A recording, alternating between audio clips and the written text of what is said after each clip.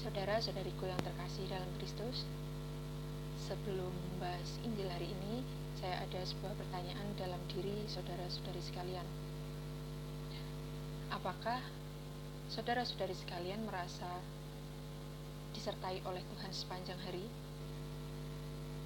Mungkin dalam diri saudara-saudari sekalian ada yang merasa telah dibimbing oleh Tuhan setiap hari, tapi juga ada sebagian orang yang merasa hidupnya belum disertai oleh Tuhan.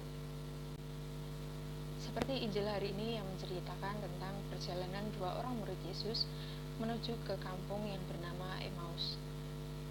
Nah, dalam perjalanannya ada dua orang murid Yesus. Salah satu diantaranya adalah bernama Kleopas. Kleopas ini adalah yang sangat dekat dengan Yesus.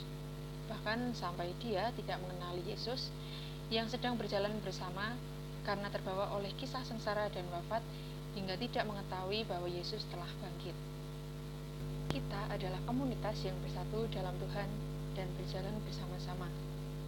Sebagai murid Yesus, tentu kita perlu memupuk iman dalam diri kita masing-masing, bersatu dengan anggota komunitas yang lain, melakukan kegiatan yang bisa menumbuhkan iman. Berkat karunia Roh Kudus yang ada dalam hidup kita senantiasa menerangi dan memberikan rahmat melimpah bagi hidup kita. Saudara-saudariku yang terkasih, saya memiliki cerita. Pada suatu ketika ada seorang ibu rumah tangga yang biasa melakukan aktivitasnya selama di rumah. Nah, kemudian pada hari tertentu dia mengalami sakit yang ada di sebelah kaki kanannya.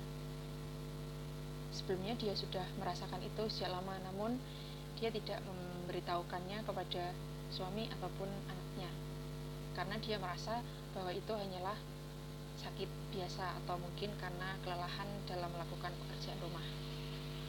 Kemudian pada suatu ketika dia bercerita dengan seorang anaknya.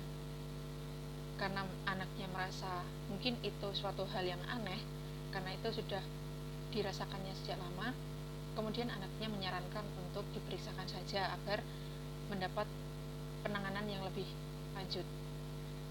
Keesokan harinya, ibu ini memberanikan dirinya pergi ke puskesmas terdekat untuk memeriksakan keadaannya.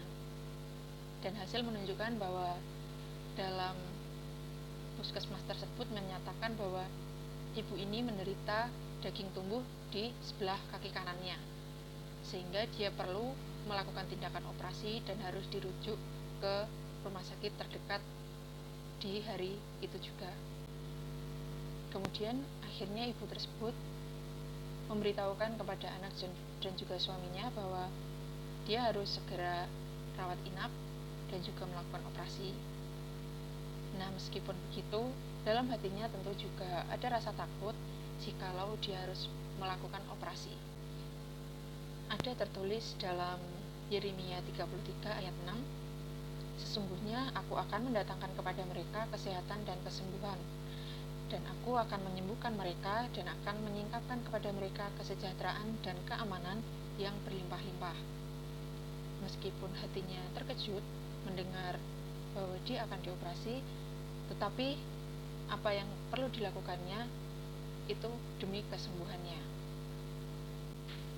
Anak beserta suaminya pun tentu mendoakan yang terbaik agar semuanya dapat berjalan lancar, sehingga ibu ini bisa segera pulih dan kembali sedia kala.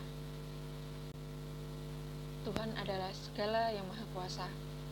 Semua hal yang menjadi kekhawatiran kita dapat dibebaskannya. Seperti halnya bangsa Israel yang dijajah, disiksa, diperintah untuk bekerja keras. Namun akhirnya bangsa Israel dapat dibebaskannya. Dalam penderitaan itu, Allah hadir untuk memberikan keselamatan. Seperti halnya yang dilakukan Yesus dengan kesaksian para muridnya yang menyembuhkan orang, mengusir setan, mengajar, membangkitkan orang mati. Seperti halnya kebangkitan Kristus yang mungkin tidak kita percayai, yang penuh keraguan, ketakutan yang sedang menyelimuti hati. Namun dengan kuasa Tuhan Yesus dibangkitkan setelah mengalami peristiwa sengsara dan wafat. Meskipun dirundung suasana hati yang berantakan, namun melalui penampakan, peristiwa kebangkitan dan peristiwa ke Emmaus ini perlahan mengenali siapa itu Yesus. Nah, syarat untuk mengenali Yesus seperti yang tertulis, "Tinggallah bersama-sama dengan kami, sebab hari telah menjelang malam dan matahari hampir terbenam." Tidak semua hal yang dirasa kita baik-baik saja di masa yang akan datang akan tetap baik-baik saja. Mungkin jika kita mengingat kembali cerita ibu yang telah diceritakan tadi, apabila dia segera memeriksakan dirinya ke rumah sakit ataupun puskesmas terdekat, tentu dia tidak akan merasakan kesakitan yang lebih lama.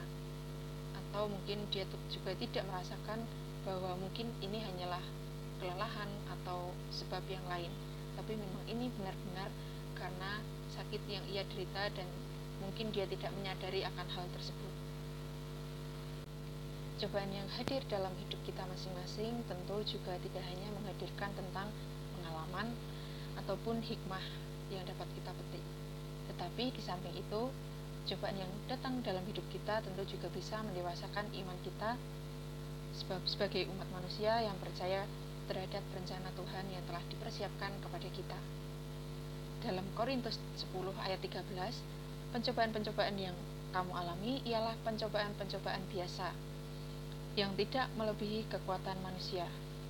Sebab Allah setia dan karena itu ia tidak akan membiarkan kamu dicobai melampaui kekuatanmu. Pada waktu kamu dicobai, ia akan memberikan kepadamu jalan keluar, sehingga kamu dapat menanggungnya. Kita sebagai murid Yesus tentu diutus untuk memberikan kesaksian kepada semua orang dengan pengalaman yang telah kita alami dalam kehidupan sehari-hari.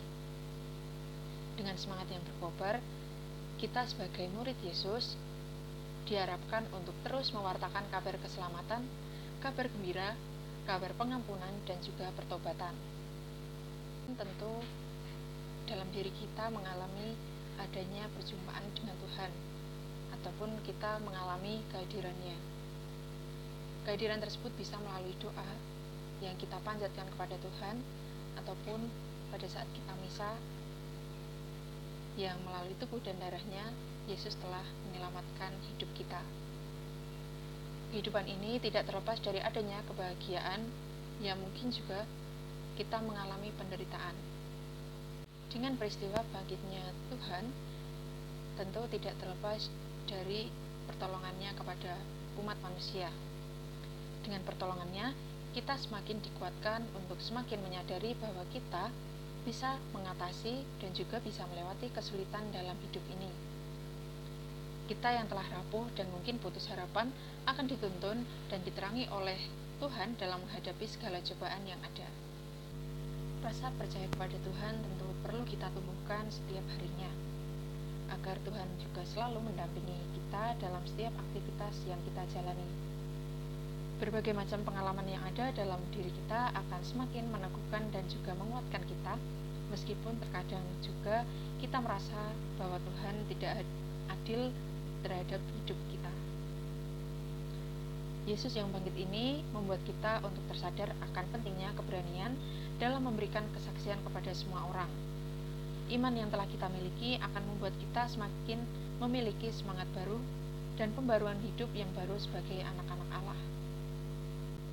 Seperti dalam salah satu lagu milik Nikita yang berjudul Bukan Dengan Barang Yang Fana, di sana menceritakan bahwa Tuhan telah membayar atau menebus dosa kita dengan tubuh dan darahnya yang mahal tanpa noda dan celah.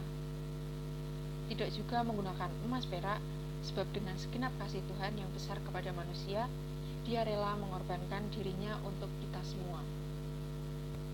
Hingga akhirnya Yesus wafat di kayu salib yang menandakan kita telah mati dan meninggalkan hidup yang lama untuk memulai hidup yang baru.